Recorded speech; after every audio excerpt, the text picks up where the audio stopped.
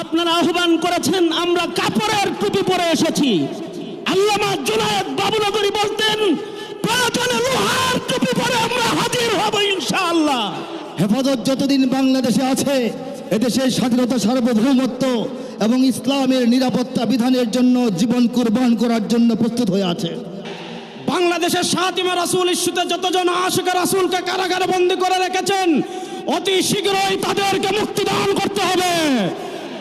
2 নম্বর, অন্তর্বর্তীকালীন সরকারের কাছে আমরা দাবি জানাতে চাই, আপনারা পিলখানা ট্র্যাজেডির জন্য তদন্ত কমিটি গঠন করেছেন, 2024-এর জুলাই আগস্টের গণহত্যার জন্য তদন্ত কমিটি গঠন করেছেন, 2013 সালের শাপলার গণহত্যার জন্য কেন এখন তদন্ত কমিটি আপনারা গঠন করতে পারেন নাই?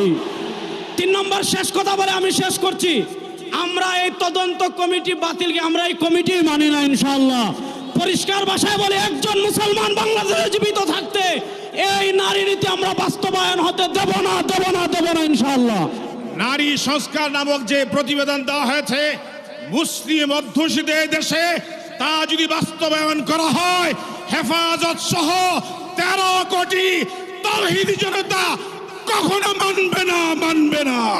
দিল্লিকে বলতে চাই, ভারতবর্ষে মুসলমানদের উপরে নির্যাতন বন্ধ করতে হবে, ওয়াকফ বিল বাতিল করতে হবে, বর্ডারের যে উত্তেজনা সেটা বন্ধ করতে হবে।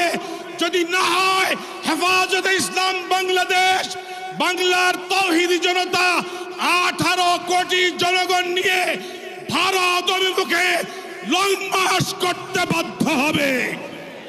আলেম ওলামাদের মিথ্যা মামলা যদি প্রত্যাহার না করা হয়, আশিক রাসূলদেরকে কারাগার থেকে যদি মুক্ত না করা হয়, এবং ভারতীয় আধিপত্যবাদের বিরুদ্ধে এই দেশে আলেমদেরকে নিয়ে শিশাডালা ফাঁসি যদি তৈরি না করা হয়, আমরা মাস পর ইনকিলাবের ডাক দিয়ে আবার সভ্যযত্তর আসবো আমরা আবার।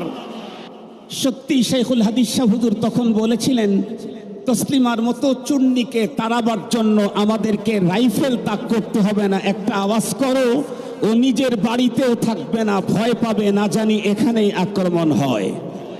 সত্যি তো তসলিমা শেষ পর্যন্ত দিল্লিতেই চলে গেছে, আজকে না হয় আরো একটু বড় পরিসরে এসেছে।